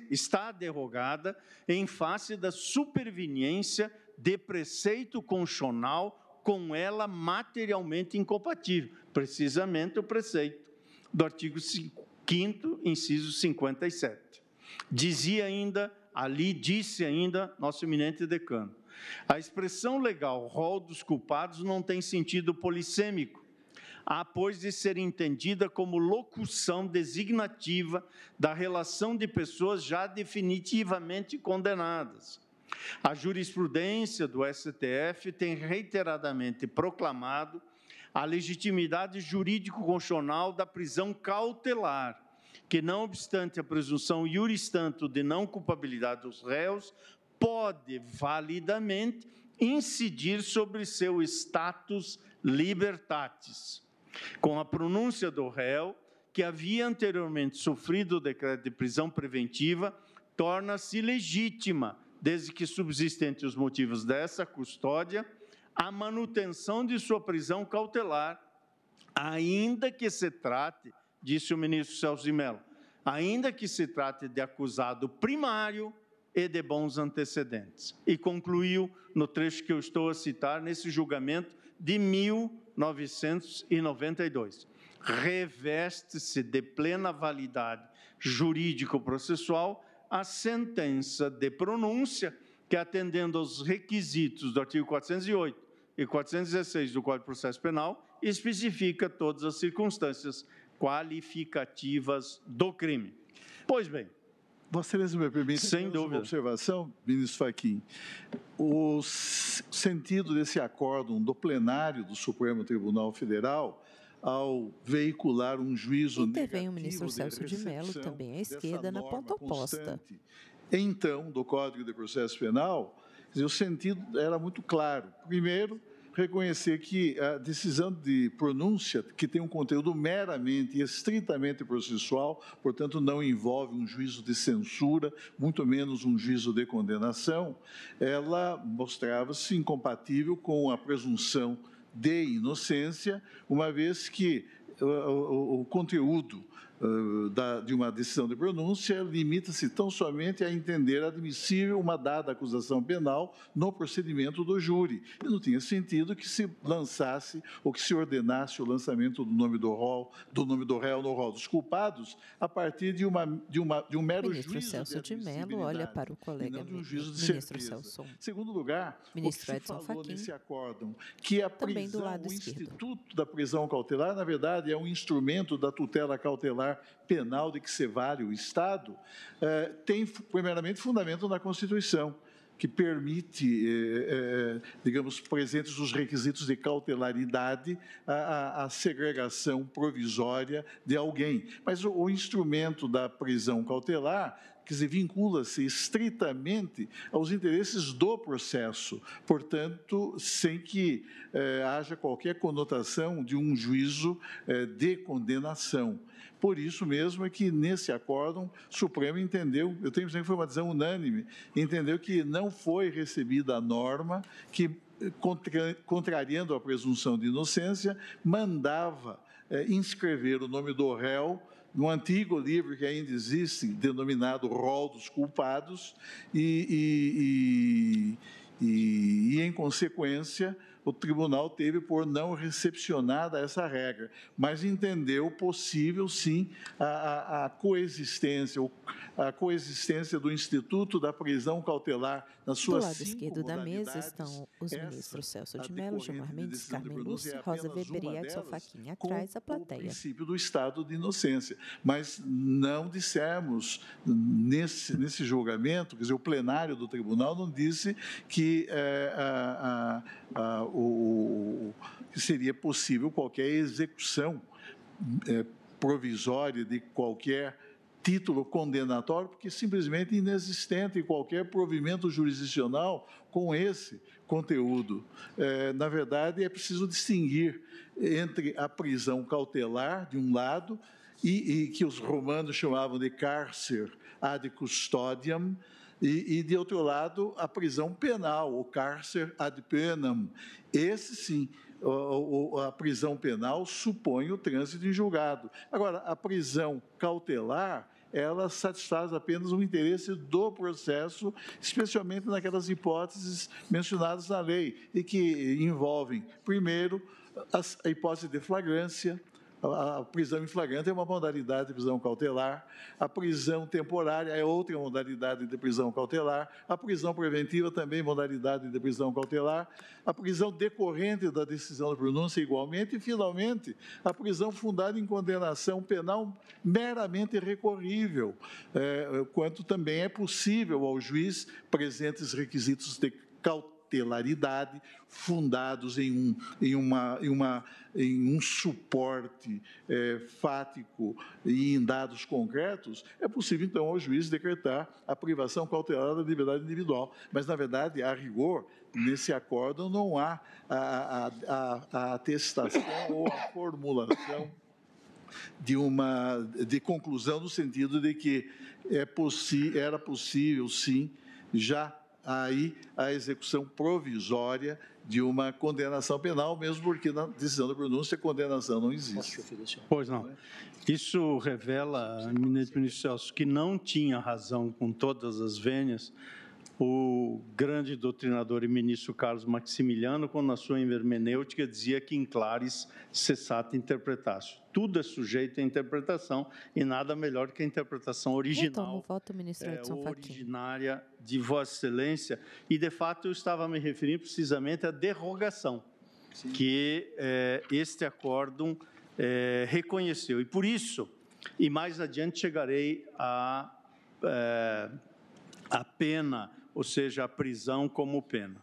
Mas esse entendimento não só era acompanhado à quase unanimidade da Corte, ressalvado desde então o posicionamento dos eminentes ministros Marco Aurélio e Sepúlveda Pertence, que reconheciam no disposto do inciso 57 do artigo 5º a exigência de que a ordem de prisão STF discute possibilidade de prisão somente depois de esgotados todos os recursos. Até o julgamento do habeas corpus 84.078 Vota o ministro Edson Fachin pelo plenário, no qual, em 2009, finalmente o Supremo reconheceu que a prisão antes do trânsito em julgado da condenação somente pode ser decretada a título cautelar.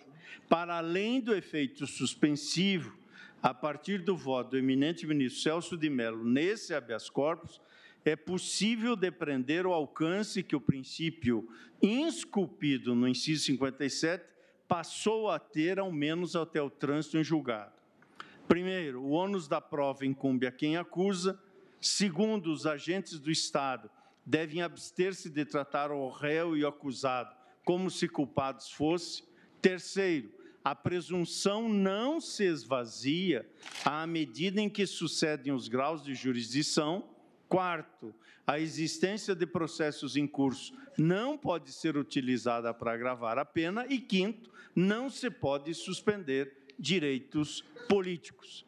É evidente que nessa acepção, ressalvado o efeito suspensivo, o conceito de não culpabilidade, que passou a ser adotado, portanto, nesta medida, é coincidente com o que, na experiência dos tribunais de direitos humanos, convencionou-se chamar de presunção de inocência. No artigo 8º, 2 do Pacto de São José da Costa Rica, lê-se que toda pessoa acusada de delito tem direito a que se presuma sua inocência enquanto não se comprove legalmente sua culpa. O inciso 2 do artigo 6º da Convenção Europeia de Direitos Humanos assenta que qualquer pessoa acusada de uma infração presume-se inocente enquanto a sua culpabilidade não tiver sido legalmente provada. E o multicitado Pacto Internacional dos Direitos Civis e Políticos, no inciso 2 do artigo 14, assenta a seu turno que toda pessoa acusada de um delito terá direito a que se presuma sua inocência enquanto não for legalmente comprovada sua culpa. Portanto, a proximidade dos textos está a indicar a possibilidade de que as interpretações a ele dadas sejam utilizadas para fixar o alcance do princípio. E há diversos precedentes dos órgãos responsáveis pela interpretação desses tratados. O Comitê de Direitos Humanos, por exemplo, no seu comentário geral número 32, afirma que a presunção de inocência, que é fundamental para a proteção dos direitos humanos, impõe ao Ministério Público o ônus de provar a acusação, garante que nenhuma culpa pode ser presumida até que a acusação seja provada, para além de uma dúvida razoável, garante que o acusado tenha o benefício da dúvida e exige que as pessoas acusadas de um ato criminal devam ser tratadas de acordo com esse princípio. É um dever, diz o Comitê de Direitos Humanos, é um dever de todas as autoridades públicas evitar previsões sobre o resultado do julgamento, abstendo-se verba grácia, diz o comitê. Vejamos só. É um dever de todas as autoridades públicas evitar previsões sobre o resultado do julgamento, abstendo-se de verba grácia, fazer comentários públicos afirmando a culpa de um acusado. Os réus não devem, como regra, estarem acorrentados ou enjaulados durante os julgamentos, ou de outra forma apresentados como se eles fossem criminosos perigosos.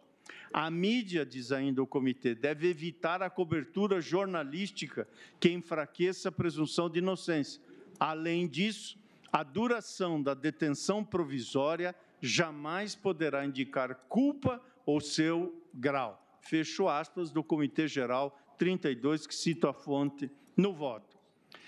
Nesse âmbito, a Corte Interamericana, por sua vez, reconhece que o direito à presunção de inocência engloba, primeiro, o direito de ser considerado culpado apenas quando houver prova plena e suficiente da responsabilidade penal. Cito o caso Cantoral Benevides versus Peru, sentença de 18 de agosto do ano 2000.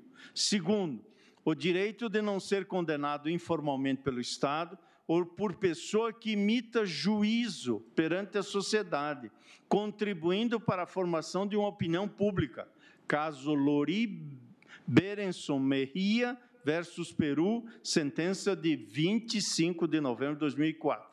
Terceiro, a apreciação da prova deve ser racional, objetiva e imparcial. Caso Zagarra Marim versus Peru, sentença de 15 de fevereiro de 2017. Quarto, o caráter cautelar não punitivo da prisão preventiva deve ser decretada nos limites estritamente necessários para assegurar o desenvolvimento normal do processo.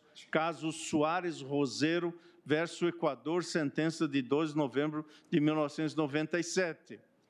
A duração prolongada da prisão configura violação do direito à presunção de inocência. Caso Baiarri versus Argentina, sentença de 30 de outubro de 2008. Mais a obrigatoriedade de tratar o acusado como sujeito do processo, aplicando-se-lhe todas as garantias do devido processo legal. Caso Juano Torres e outros versus El Salvador, sentença de 5 de outubro de 2015. O direito de ter um defensor dativo, caso Acosta e outros versus Nicarágua, sentença de 25 de março de 2017. E ainda o entendimento segundo o qual o direito de defesa perdura até o fim do processo, o que inclui a execução da pena, como assentou aquela corte no caso Barreto Leiva versus Venezuela, sentença de 17 de novembro de 2009. Portanto, a partir das razões de decidir desses precedentes citados pela Corte Interamericana, é possível depreender que, à luz também da rica jurisprudência da Corte Europeia, o alcance da presunção de inocência é delimitado. Há uma vasta série de precedentes sobre esse tema na Corte Europeia. Cito alguns deles que integram a presunção de inocência. Primeiro, o ônus da prova para acusação, caso Telfner versus Áustria. Segundo, o privilégio contra a autoincriminação, caso Saunders versus Reino Unido. Terceiro, a restrição à publicidade antes do julgamento, caso iniciais GCP versus Romênia, e no voto estou citando a respectiva data e fonte. Quarto, a impossibilidade de expressões prematuras pelo órgão de julgamento ou por qualquer outro oficial do Estado sobre a culpa do acusado, caso Alain de Ribemont versus França. A incidência da presunção de inocência até o final do processo, caso Poncelet versus Bélgica.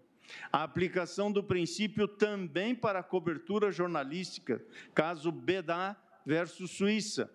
E o direito de não incriminação, não autoincriminação, caso Rine Maguinness versus Irlanda, e a fixação do valor jurídico vinculante da presunção indúbio pro réu, caso Barberá, Messeguet e Jabardo versus Espanha.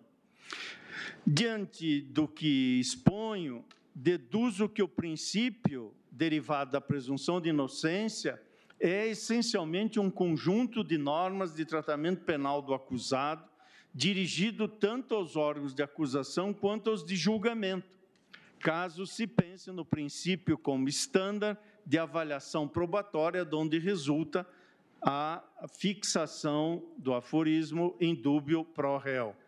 Em síntese, o direito previsto na Constituição brasileira, no inciso 57 do artigo 5º, assegura a todos os acusados a prerrogativa de não produzir prova contra si mesmo, o que impõe à acusação o ônus de provar a denúncia, convencendo assim o magistrado, para além de uma dúvida razoável da procedência da imputação. A presunção de inocência transforma o acusado em sujeito processual, assegurando-lhe, desse modo, uma série de direitos. E a exceção do efeito suspensivo dos recursos criminais, todos os direitos reconhecidos por esta Corte são substancialmente os mesmos que os tratados internacionais de direitos humanos e os organismos internacionais de proteção da pessoa humana reconhecem como um dos desdobramentos da garantia da presunção de inocência, erigido como verdadeiro parâmetro de tratamento processual. Pois bem, se a leitura do texto constitucional, à luz dos direitos humanos, evidencia o alcance da garantia constitucional, mas se admitir que não autoriza concluir que ninguém possa ser preso antes do implemento do mesmo marco processual, seja em virtude de decisão cautelar, como se referiu o ministro Celso, seja para execução de título condenatório para o qual pendam os recursos sem efeito suspensivo, seja o caso da prisão já como pena antecipada ou provisória. O que é que se poderia objetar? Poderia-se objetar que, muito embora não seja esse o texto expresso da Constituição, não seria essa a conclusão necessária à luz dos precedentes que mencionei, não seria esse o destino, para usar a expressão conhecida de Dworkin, do romance em cadeia, escrito pelos precedentes desse tribunal. O reconhecimento, poderia-se objetar, de que a prisão cautelar ou a privação cautelar não representa antecipação da pena, de que a gravidade em abstrato do crime não justifica a prisão cautelar, de que a recusa em responder a interrogatório ou em cooperar no âmbito da investigação criminal não traduz tratamento negativo, de que processos sem trânsito de julgado não podem ser utilizados de forma desfavorável, de que o lançamento do acusado no rol dos culpados só pode ser feito após o trânsito de julgado. Afinal, não implica assentar como sendo incompatível com a presunção de inocência a prisão executória antes do trânsito em julgado? Não seria paradoxal impedir a inclusão no rol dos culpados e, ao mesmo tempo, autorizar a execução provisória da pena?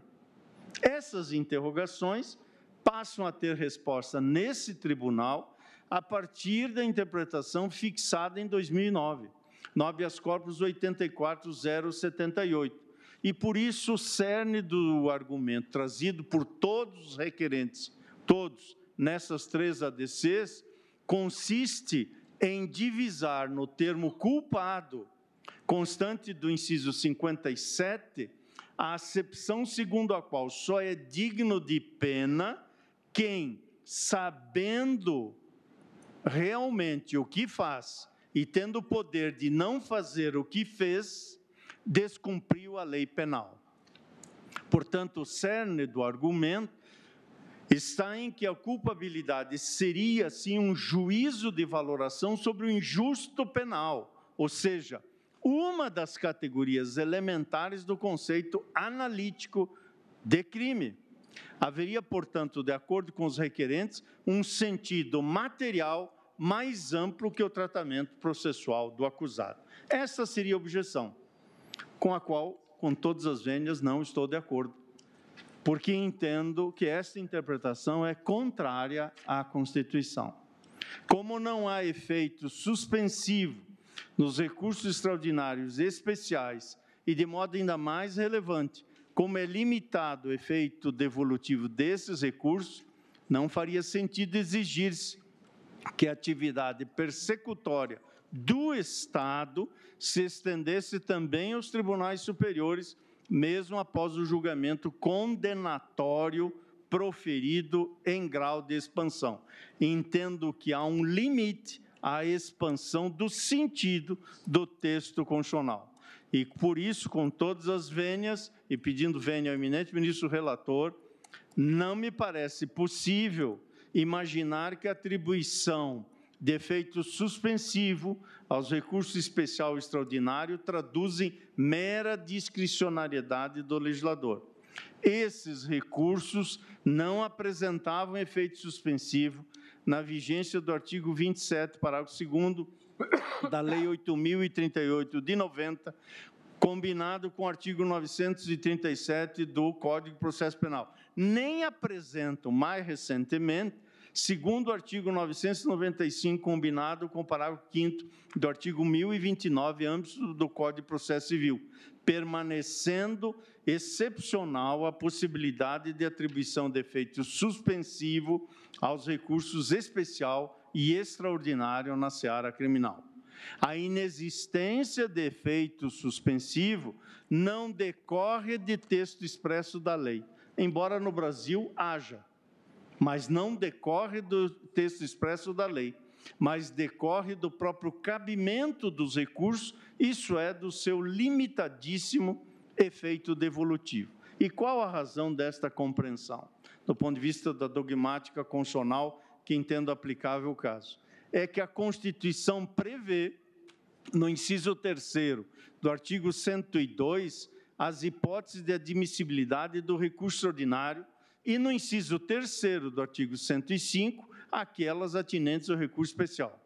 Portanto, para admitir-se o extraordinário e o especial, é preciso, em suma, que a decisão recorrida contrarie dispositivo da Constituição ou que declare a inconstitucionalidade de lei federal, ou ainda que se funde em interpretação incompatível e contraditória ao ordenamento constitucional. Essas são as hipóteses de cabimento de recurso. Noutras palavras, considerando que os juízes são obrigados a seguir a lei, a decisão em face da qual é interposto um recurso extraordinário deve necessariamente ter aplicado norma cuja constitucionalidade ou vigência é contestada. Julgamento conjunto, ADCs 43, 44 e 54. A interpretação, no caso do Supremo, e a vigência da lei, no caso do Superior Tribunal de Justiça, que se restringe o julgamento desses recursos.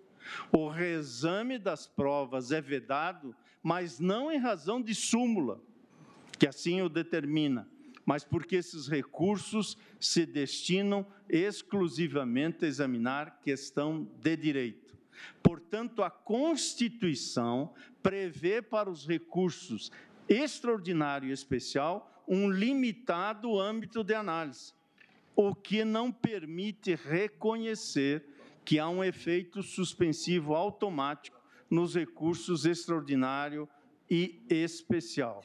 Aliás, não haveria sistema jurídico que sobreviva a uma presunção geral de inconstitucionalidade, porque presumir um efeito automático suspensivo desses dois recursos é presumir que todas as regras aplicadas pelos juízes seria, por definição, inconstitucional ou contrária à lei federal ou por divergência de interpretação jurisprudencial.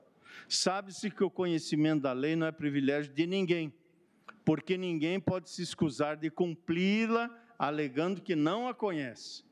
Defender o Estado de direito democrático, defender que ninguém está acima da lei ou abaixo dela, especialmente os que foram mencionados aqui na tribuna, os excluídos, marginalizados da sociedade injusta e desigual que vivencia-se no Brasil, defender, enfim, que todos são iguais perante a lei, nada tem de pragmatismo penal ou punitivismo. É apenas a garantia mais básica da República que a Constituição formou. E aqui cito o saudoso ministro Francisco de Assis Toledo. É impensável que dentro do mesmo Estado as leis possam ser válidas em relação a uns e não em relação aos que eventualmente a ignorem, cito a fonte. Portanto, senhor presidente, a inexistência de efeito suspensivo automático no recurso extraordinário decorre, em última análise, do alto valor simbólico que a declaração de inconstitucionalidade ou invalidade da lei representa no ordenamento. Isso não significa que o acusado não possa demonstrar, à luz das circunstâncias do caso concreto, que a lei é inconstitucional e que, portanto, faltou-lhe a indispensável consciência do injusto para realizar essa ação. Essa alegação, contudo, não pode prescindir de demonstração. Por isso, com todas as vênias, é inviável sustentar que toda e qualquer prisão só pode ter seu cumprimento iniciado quando o último recurso da última Corte Constitucional tenha sido examinado.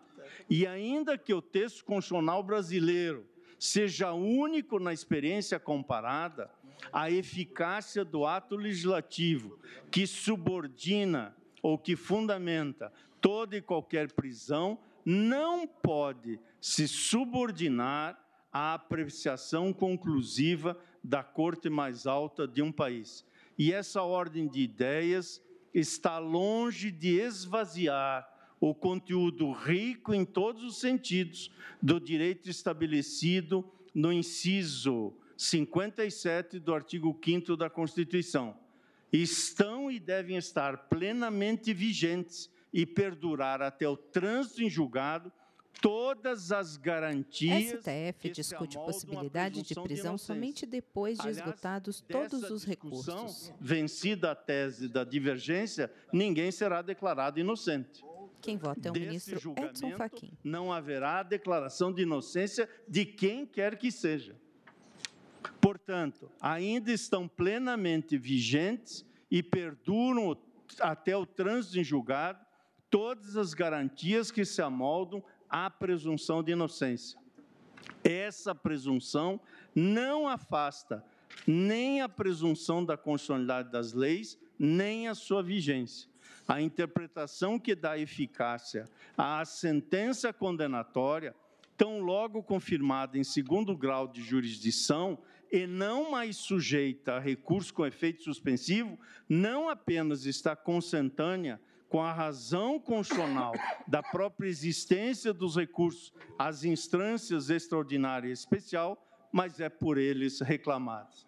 Concluo, senhor presidente e eminentes pares, dizendo que o legislador, sob pena de usurpação da competência constitucional dos tribunais superiores da ofensa à supremacia da lei, não pode retirar a presunção de constitucionalidade e de vigência das leis que fundamentam o juízo condenatório.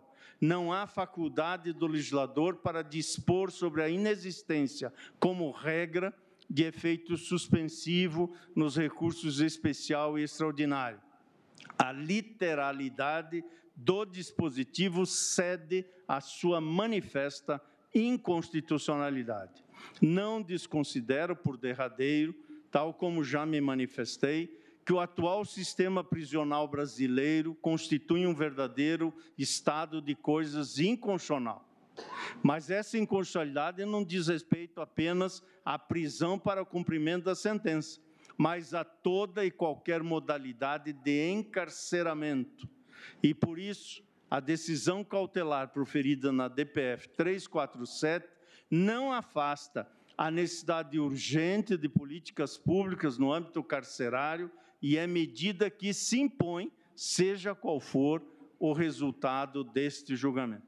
Por isso, senhor presidente, tendo em mente a afirmação de Hannah Arendt, que lembra Catão, na expressão latina, victris deis placuit sed victa Catone, ou seja, a vitória agrada aos deuses, mas a derrota agrada a Catão, voto pela improcedência integral das ADCs 43, 44 e 54 e assim declarar inconstitucional a interpretação do artigo 283 do Código de Processo Penal, no que exige o trânsito em julgado para o início da execução da pena, assentando o que é coerente com a Constituição da República Brasileira, o principiar de execução criminal, quando houver condenação confirmada em segundo grau, salvo atribuição expressa de efeito suspensivo ao recurso cabível, e é como voto. Agradeço ao ministro Luiz Edson Fachin. São exatamente 16 horas e 15 minutos. Eu vou suspender regimentalmente por 30 minutos a sessão. Retomamos às 16 horas e 45 minutos. Presidente, brevemente, lhe fez homenagem a essa corte por meio do decano pelos 10 anos de judicatura, lhe fez homenagem à advocacia, lhe fez homenagem ao Ministério Público, e lhe faltava a justa homenagem da Defensoria Pública, que esse defensor público-geral federal... O defensor público toma a tribuna ao centro, de frente para os ministros. Ao exercício da judicatura brilhante que Vossa Excelência agregou nos últimos 10 anos e há de agregar nos próximos 10, 20 anos a essa Suprema Corte. Parabéns. Agradeço a Vossa Excelência. Está suspensa a sessão.